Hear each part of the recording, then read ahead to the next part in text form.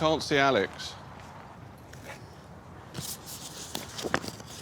Give Alex a 5-word instruction in the most spy-like way. Where is Alex? You must not be seen or heard communicating with Alex in any way. Most subtly but successfully communicated instruction wins. You have 20 minutes within which Alex must carry out your instruction. Your time starts now. Why am I by a van? Is this live?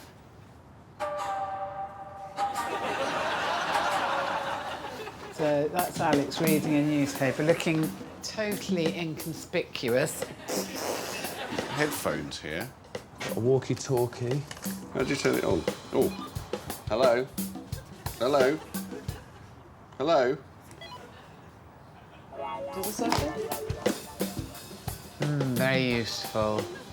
This is to do with invisible ink, isn't it, Lemons? But I can't remember if you write in lemon juice, what makes you see it? OK. I mean, I've panicked and opened a lemon up.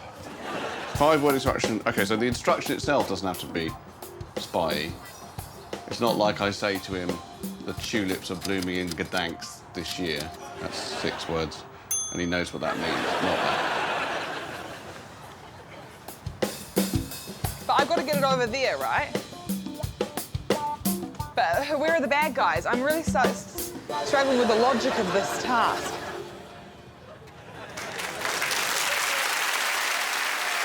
I mean, you look, honestly, first impressions, like the worst set of spies of all time. The quote that I wrote down that sums you all up is, I've panicked and opened the lemon up.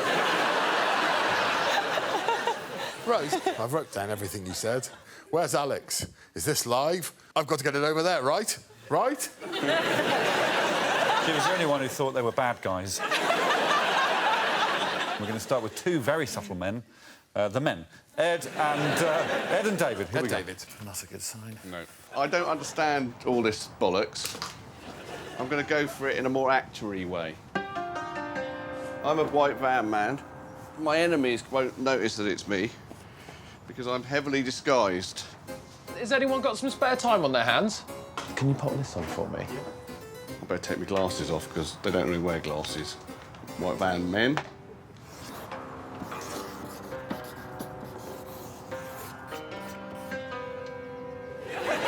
Pop this on, pop that on.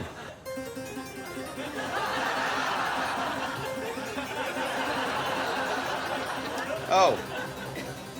OK, what I've done is I've got so obsessed with the character I've forgotten to put the instruction on. Here, I can put it at the back. I need you to be obvious, but also look like you're trying to not be obvious. OK? Go now, go now. Don't bump your head. Just off to deliver some stuff. Still in character. I'm checking the radio for Talk Sport.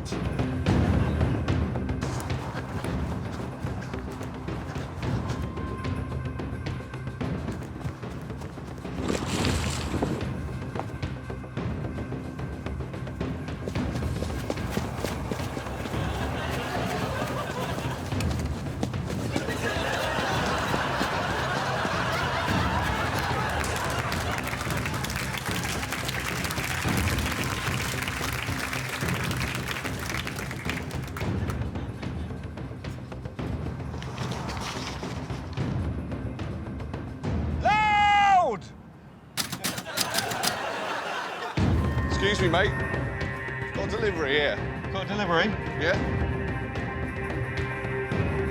It's my van. Wonder if you could help. Just get the stuff out the back.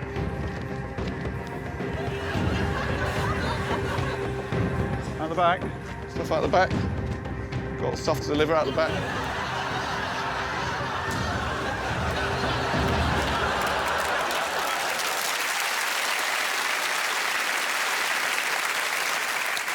Spy Ed, you got hold of a decoy. Decoy. You sent him to interact with Alex. So far, so good. Yeah.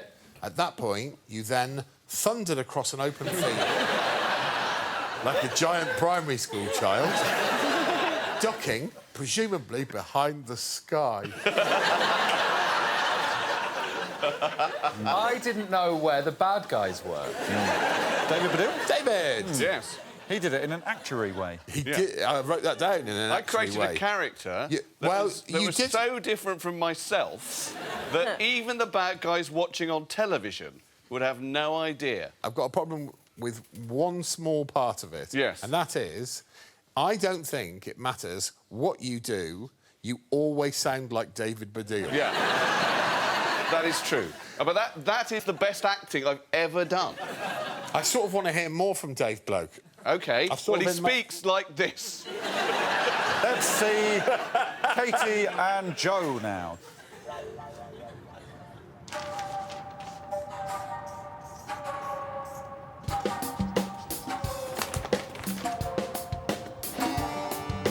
Oh, there he is.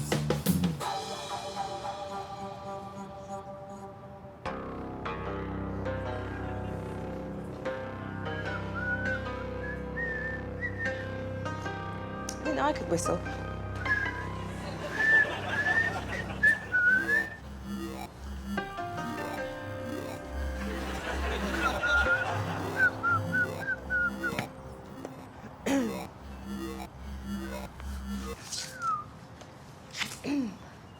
Nice day for it.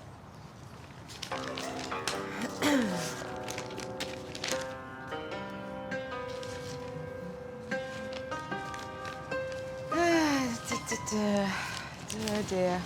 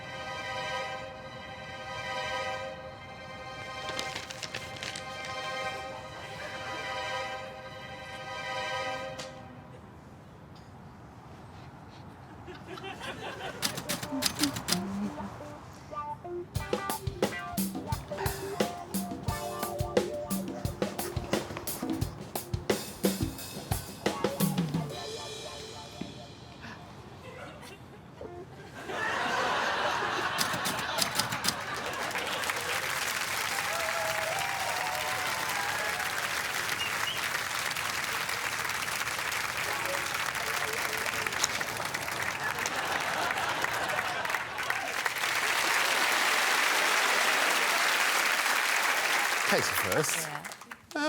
I sort of felt like you had so many ticks and coughs and whistles that you just seemed ill, really ill. That's just me being normal. Let's throw into that as well the fact that you were wearing a high-vis jacket.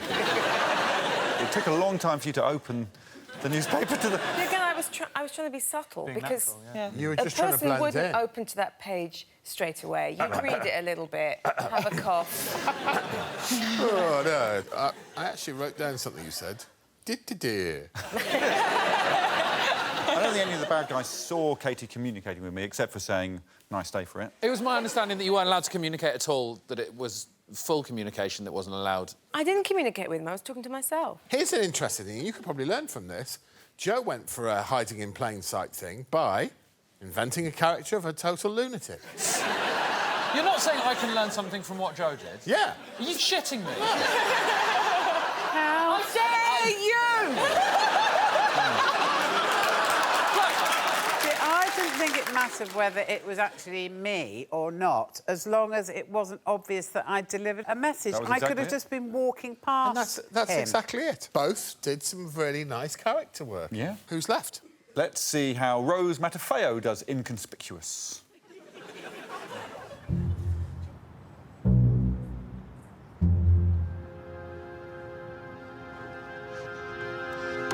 Just a what?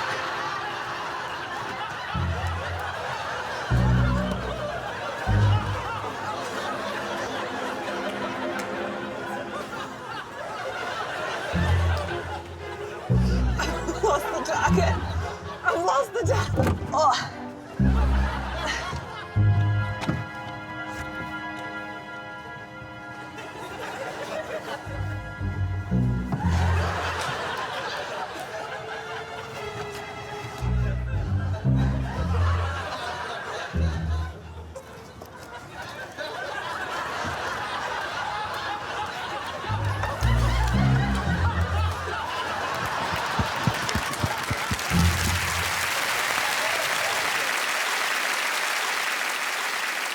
really subtle, and you hid it, you stopped, and you moved forward, and you stopped, and you allowed eyes that might be surveying the scene to get used to a rock. And then, all of a sudden, you fully stood up. So the rock had full ladies' legs and was walking across open ground. But up until that point, it was pretty secretive. But it was very hard to crouch under a rock when you're not good in the head. What I'm wondering about now is whether I'm going to give Rose more marks than Ed.